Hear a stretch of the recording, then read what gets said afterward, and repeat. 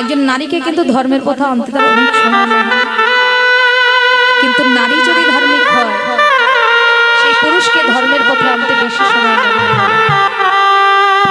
কাজেই আমাদেরকে চেষ্টা করতে হবে, আমরা যদি সন্তানকে পালন করে বড় করতে পারি, সবাইকে রান্না করে খাওয়াতে পারি, সবাইকে ভালো রাখতে পারি, তাহলে কৃষ্ণ কথাটাও যার সঙ্গে দিন রাত সম্পর্ক রেখে চলেছি তার মুখে তুলে দিতে পারি।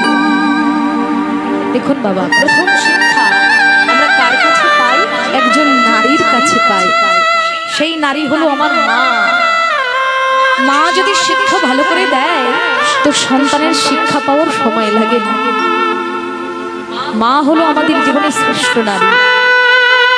অনেক সময় অনেক ভাবে, আজকাল তো সোশ্যাল মিডিয়ার যুগ, দেখা যায় অনেক মা অবহেলিত হয়ে পথচারী পড়ে পড়ে কাঁদছে।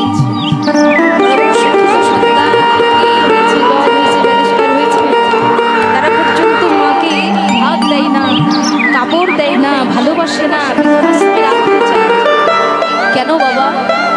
যার জন্য পৃথিবীর আলো দেখেছেন তাকেই যদি ভালোবাসতে না পারেন, তাহলে ভগবান আপনাকে ফল জল দিয়ে পুজো করলে কখনো আপনাকে ভালো রাখবে।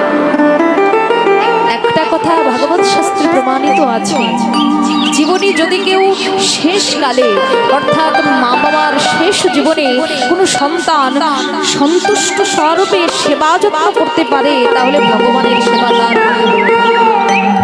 ভগবানের সেবা বাবা মাকে সেবা করলে হয়, এর প্রত্যক্ষ প্রমাণ শাস্ত্র দিয়েছে।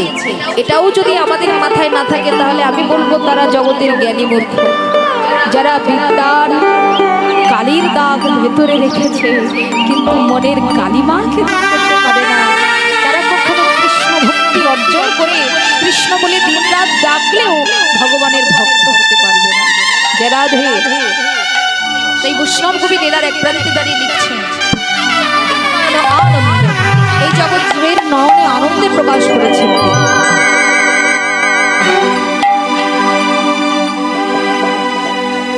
সেই আনন্দ তিনি কিসে প্রকাশ করছেন?